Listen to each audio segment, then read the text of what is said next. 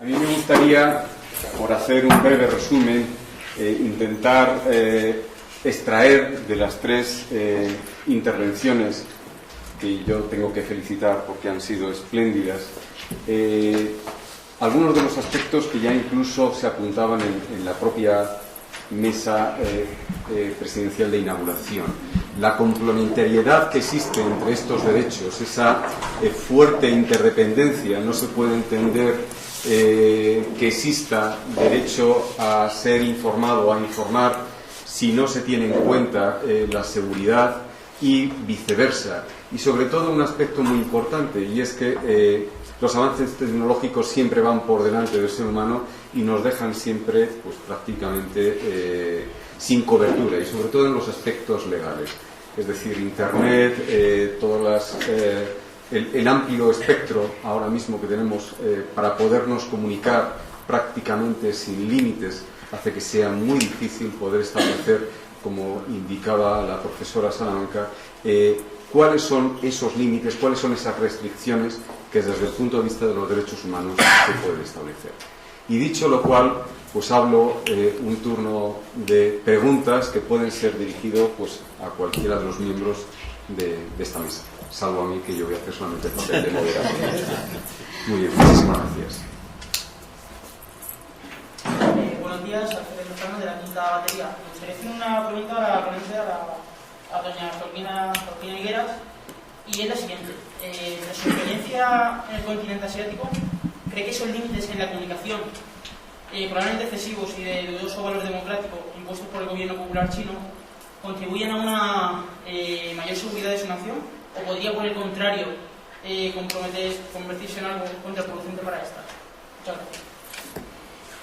Evidentemente China tiene los controles que China pone a la información no son controles democráticos, o sea, van en contra de los derechos humanos, pero también estamos viendo en China algo que es muy interesante, y es que en el esfuerzo China ha pasado de un régimen totalitario a un régimen autoritario, que es en donde estamos ahora mismo. Y de pronto se han encontrado con que todo el avance que está teniendo el país, pues hay también un avance en la tecnología que el gobierno considera fundamental, el uso de Internet, y al mismo tiempo han descubierto que no pueden poner puertas al campo o puertas al viento. Es decir, ellos, que en China no existe libertad de prensa, tienen la mayor policía, la policía cibernética más numerosa del mundo, y han puesto muchísimos controles a Internet. Y las grandes empresas de comunicación que quieren estar presentes en China, pues tienen que aceptar esos controles, porque si no el gobierno chino no les deja entrar. Pero yo precisamente participaba en televisión española, que me pidieron que fuese por el atentado que se cometió ayer por la mañana en Taiwán. Y hay algo muy interesante, y es que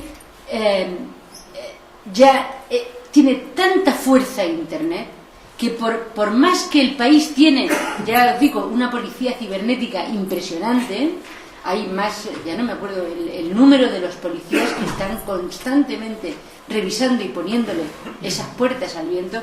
Pese a eso, el poder que tienen las redes sociales hoy en día están cambiando totalmente la sociedad china.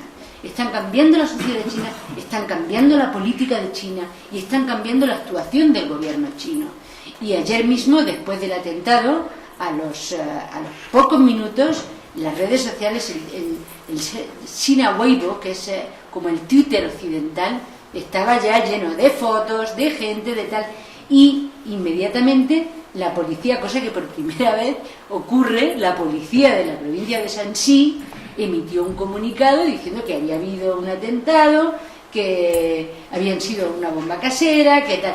O sea que está habiendo un cambio, evidentemente que está habiendo un cambio, pero en China no hay libertad de prensa.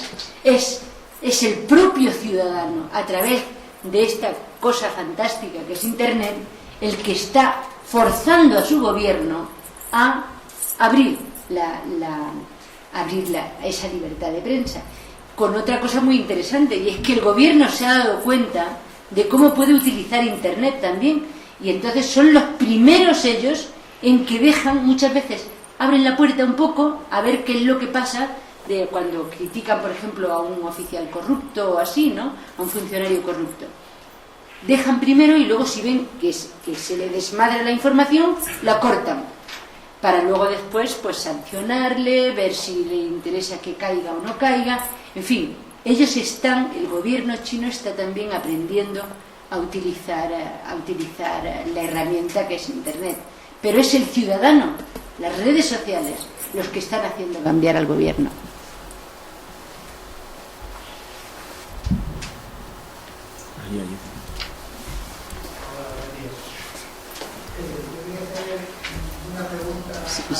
Si puede levantarse.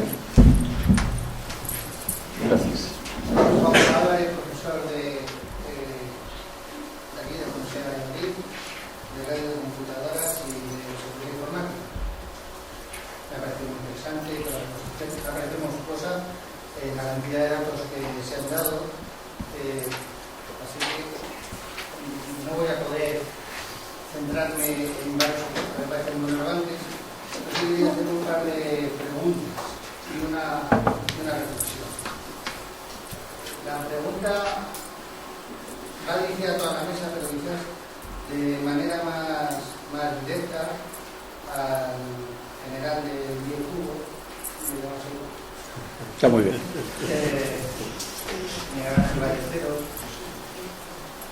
Yo no sé si en estos tiempos está en posición de decirnos si en términos militares estamos bajo el equivalente a una guerra fría, la que había en los años 70, 80, pero lo que se ha dado a llamar una ciberguerra, porque a la luz de lo que va saliendo que están haciendo los distintos gobiernos, sin dar demasiado de algunos informes Matria, Estados Unidos, uno lo que observa es que soterradamente lo que hay son ataques a infraestructuras militares y a infraestructuras públicas, incluso robo de secretos industriales de distintos países. Y yo me gustaría que desde un punto de vista simplemente militar nos diera cuál es su opinión al respecto. Y una cuestión que he comentado algunas veces con compañeros y que me tiene preocupado es la dependencia que tenemos, por ejemplo, de tecnología que obviamente no es española, como puede ser la tecnología Apple, que está absolutamente controlada por Estados Unidos, o la manufactura de hardware que viene, por ejemplo, de Taiwán o de China y que no sabemos muy bien qué es lo que tiene dentro. En ese sentido, me gustaría a toda la mesa y en particular a la general que me diera su comentario. Muchas gracias. Bueno, pues en efecto, yo no diría que estamos en la Guerra Fría cibernética. Primero porque no hay dos bandos como en la Guerra Fría. En la Guerra Fría había un enfrentamiento político, había un enfrentamiento económico y había un enfrentamiento militar. Y con sus satélites, cada uno de esos dos poderes, la Unión Soviética y Estados Unidos, con sus satélites alrededor, ¿no? Ahora no es así, no se corresponde a eso. Sí, sobre todo en el campo económico, hay un comienzo de utilización del ciberespacio como un espacio de confrontación. Todos sabemos que a Irán se le ha atacado con un virus, el Sputnik, que le ha dañado las infraestructuras del programa de enriquecimiento de uranio. Todos sabemos que como respuesta al cambio de lugar de la estatua del soldado desconocido, en Letonia se produjo un ataque cibernético sobre todo al sistema bancario, que todo el mundo sospecha que procede de .ru, de Rusia, y que bloquearon, y que eso hizo que se bloquearan todos los correos que llevaban esa extensión. Y todo esto nos indica que en efecto empieza a haber la utilización del ciberespacio en los conflictos. La mayor parte de los conflictos en este momento son de carácter económico, industrial, hay robos, hay intentos de robos de información, de conocimientos. Desde ese punto de vista estamos en el principio. No es una guerra fría porque no hay dos bloques enfrentados como en la Guerra Fría, así que nadie está a salvo de estos temas. Por otro lado, el que tiene la tecnología y puede ver, mira. Y esto es nos guste o no nos guste. Ya luego, en fin, no es que estemos todos espiados a ver qué le decimos al amigo, a la amiga, al novio. No, esto es otra cosa. Son el tema de metadatos. En los metadatos lo que se busca es cómo detectar cosas viendo cantidades de mensajes por información que hay, pero no el contenido de los mensajes. Esto es un poco de formación de las imágenes o de la información que se da, ¿no? La gripe aviar en Estados Unidos descubrieron que para ver cómo se estaba expandiendo, pues al principio lo que se buscaban era en los buscadores poner tratar de localizar mensajes o el lanzamiento de búsquedas, pues que pusiera gripe, que pusiera aviar, para ver dónde había más inquietud, y decir, por donde haya más inquietud es que en este momento parece que está floreciendo más el fenómeno gripe, ¿no? Pues no llegaron a ninguna conclusión. En cambio, por una serie de metadatos descubrieron que había un modelo que sí que localizaba por dónde se estaba propagando la gripe aviar, sin que sepan muy bien exactamente a qué se debe a veces esos modelos. Esto es lo que se busca. Ahora, este es el principio, Este es el principio de manejar 60 millones de mensajes. Como todo el mundo puede imaginar, no es que aquí digan, hay alguien escuchando 60 millones o mirando 60 millones de mensajes. No, son análisis de metadatos, me dirijo al profesor porque al ser profesor de computación sabe de lo que estoy hablando, ¿no? Ahí se están buscando información. Ahí es muy importante que se le pongan límites éticos y legales, de los que ha hablado la profesora Salamanca, a todo este tema. Porque, claro, bajo el título de National Security, entonces el tema puede dar lugar a mucho recorrido y también a abusos. Entonces, aquí el tema es importante. Sobre todo, nadie le va a poder poner puertas al campo, en el sentido de que el que tiene la tecnología, el que puede mirar, siempre mirará.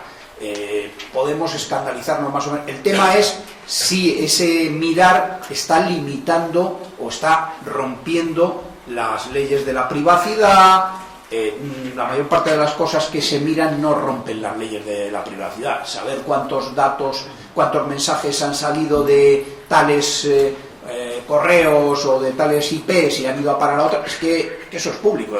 Hace 4 días el Daily Telegraph hizo una encuesta sobre Gibraltar. ¿Usted considera que tiene que ser español o tal? Y ahora ha denunciado que del 1.000.000 de respuestas, el Ministerio de Defensa español ha manipulado, porque hay del orden de, no sé si 1.500 mensajes que proceden de IPs del Ministerio de Defensa, que tiene muy pocas IPs, pero por ahí sale mucha gente. Bueno, pues esto indica una cosa, indica que el Daily Telegraph y cualquiera puede saber desde dónde van los mensajes, a dónde van, y nadie se ha escandalizado. Pensar que en 1.000.000 de mensajes el Ministerio de Defensa se dedica a venga, vamos a ponernos todos a decir que Gibraltar es español. Pues esto es una solemne estupidez. Esto es fruto de los típicos mensajes que circulan de amigo en amigo por las redes sociales, hay una votación, vota, y entonces empiezan a circular, y evidentemente ha salido mayoritariamente que español. ¿Por qué? Porque han votado mucho español. Está más claro que la voz. Ahora, el que quiera ver ahí el demonio, pues no, esto no. Ahora, Daily Telegraph ha aprovechado y ha tergiversado una cosa. El Ministerio de Defensa ha tergiversado la encuesta. Mire usted, han votado 900.000 personas. Usted ha detectado 1000 y pico votaciones procedentes de IPs del Ministerio de Defensa. Que uno puedo, no soy yo, pero podría haber sido yo. Es decir, bueno, ya que estoy aquí, que yo entro en Daily Telegraph con frecuencia por razones profesionales, para ver información nacional. Pero ya que veo una encuesta, dice, hombre, claro que sí, español. Si alguien piensa que detrás de eso hay una manipulación, o el ministro de Defensa se dedica a hacer una campaña, pues está total. Pero él lo aprovecha. Y aquí es donde digo, los periodistas juegan también sus papeles en la política, porque eso es, está apoyando una determinada. No sé si he contestado. Más o menos, pero también me interesaba mucho saber qué opina usted sobre las plataformas que se utilizan a día de hoy, incluso que utilizan políticos, militares, nos consta, por ejemplo, de Apple, y que, Apple obviamente es una empresa americana que tiene un convenio muy claro con el gobierno, y sobre el hardware, el cual está apuntado por Europa y que ha sido fabricado en Indonesia o Los pilotos civiles norteamericanos, cuando vuelan con un Boeing a Beijing, dicen el avión vuelve a casa. Boeing es una fábrica, es una casa norteamericana, pero muchísimos de los componentes que utiliza Boeing están fabricados en China. Si en un microchip se ha quedado una puerta o alguien ha metido una puerta que hace algo que no es lo que está, no es solo lo que está previsto que haga el microchip, esto es un problema. Este es un tema del que los servicios de inteligencia y los cuerpos, todos los que se dedican a seguridad, son conscientes y no se puede estar testeando y comprobando permanentemente porque hay muchas formas de camuflar esto. Entonces sí hay una preocupación, más allá de la preocupación, al final el mercado manda y dice un microchip o 20.000 microchips fabricados en Hong Kong valen 5, fabricados en Ohio valen 5.000. Pues al final es el de 5 y en efecto hay un riesgo de que pueda haber en un momento determinado. Yo creo que hoy, 2013, todavía es ciencia ficción, pero bueno, en ordenadores ya montados y tal, bueno, todos sabemos que cada uno de nuestros ordenadores, si lleva Windows, reporta todo lo que ocurre, lo reporta a Microsoft. O las cookies, ¿qué es lo que hacen las cookies? Pues dan información al que ha instalado la cookie. Todos sabemos que es como una especie de troyano que tenemos ahí metido, que en principio no es malo. Pero sirve para hacer cosas malas. Bueno, este es el tema.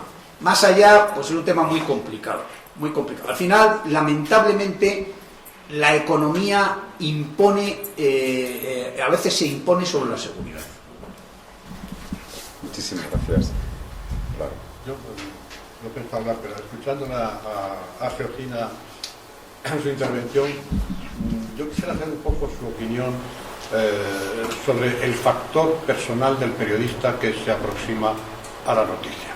Porque evidentemente no es un de guerra, es verdad que los ejércitos que están mienten o desinforman o intentan que el periodista vea una cosa y no vea otra. Esto es el beabá, Ahora, el periodista, decíamos, busca la verdad.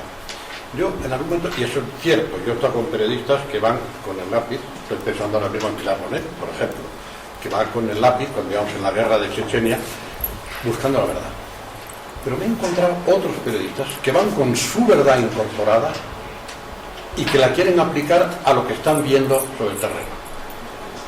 Alguno incluso que me he dado cuenta que venía ya con su verdad construida, buscando exclusivamente la foto o el supuesto que le permitía contar aquello. Y a mí eso es una sensación un poco dolorosa, porque efectivamente criticar al ejército ruso por arroba, es decir, o sea, no, vamos, que vamos a contar, ¿no?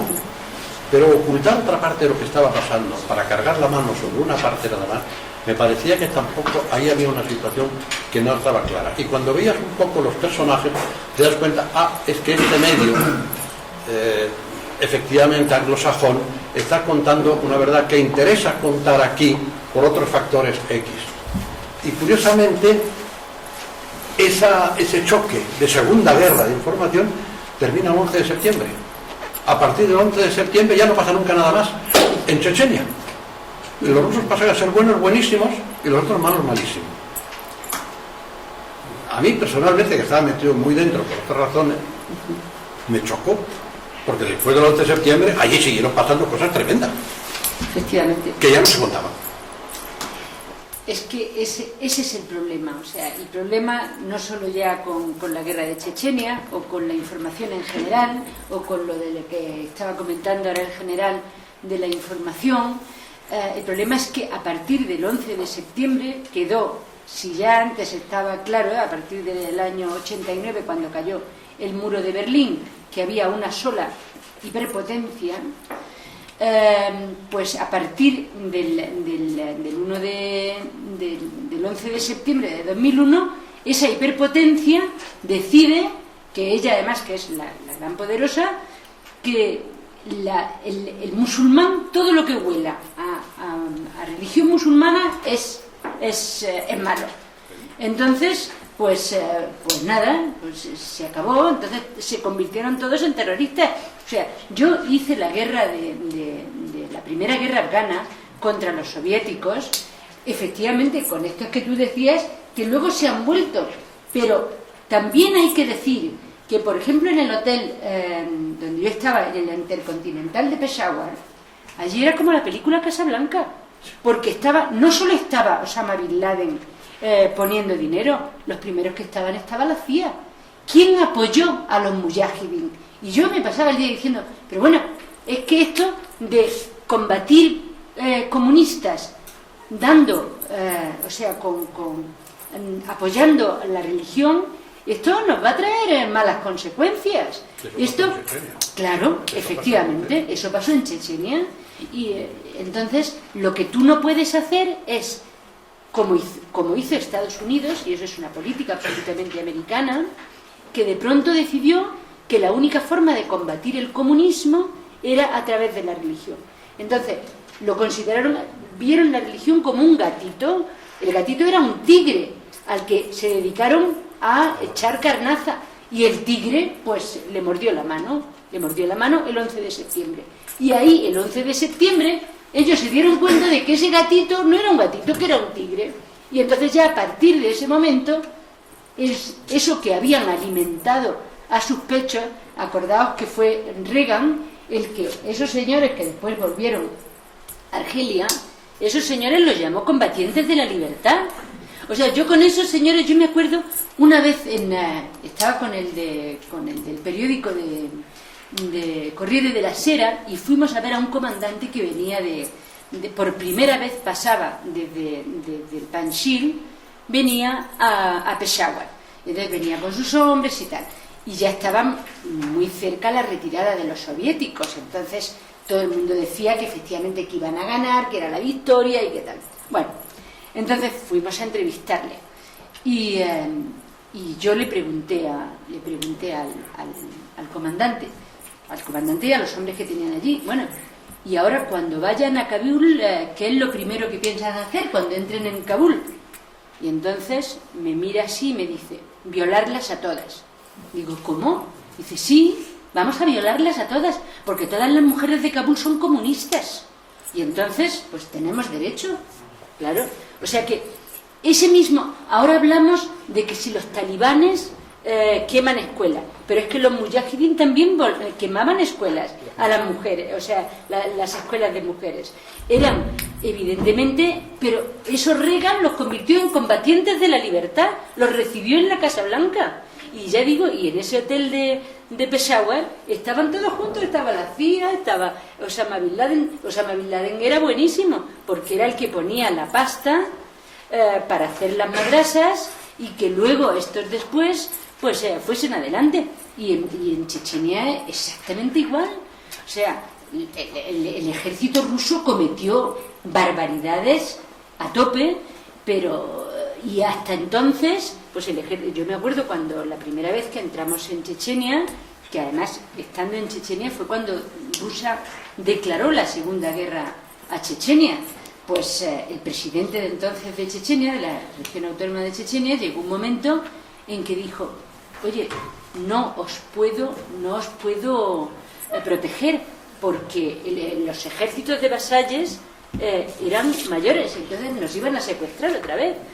O sea que es muy difícil, y hay muchos periodistas, como tú dices, que llevan, y eso ahora se da mucho más. ¿Por qué? Porque como el medio no tiene dinero, manda al periodista 2 días y te dice, vaya, vete a no sé qué, y claro, el periodista no tiene ni puta idea, le han contado que este es el malo de la película, escribe la crónica antes de llegar, y ya llega allí y firma en el sitio donde está, y se ha marcado una crónica diciendo que fulanito es malo. No, señor, es que usted tiene que investigar, es que es fundamental que el periodista investigue, que llegue, porque si no, pues es lo que decía, necesitamos a Assange, necesitamos Snowden y necesitamos a este tipo de gente que saque toda esa suciedad que no somos capaces los periodistas de llegar. Si no hay un control, si a ti no te controlan, tú haces lo que te da la gana, y yo me voy a la guerra, mato a 17, nadie me dice nada, pues ya está. Eso no puede ser, no puede ser. Muchísimas gracias. Bueno, pues lamentablemente, como se señalaba, nosotros tenemos el reloj y no tenemos el tiempo, con lo cual tenemos que cerrar el turno de preguntas. Muchísimas gracias.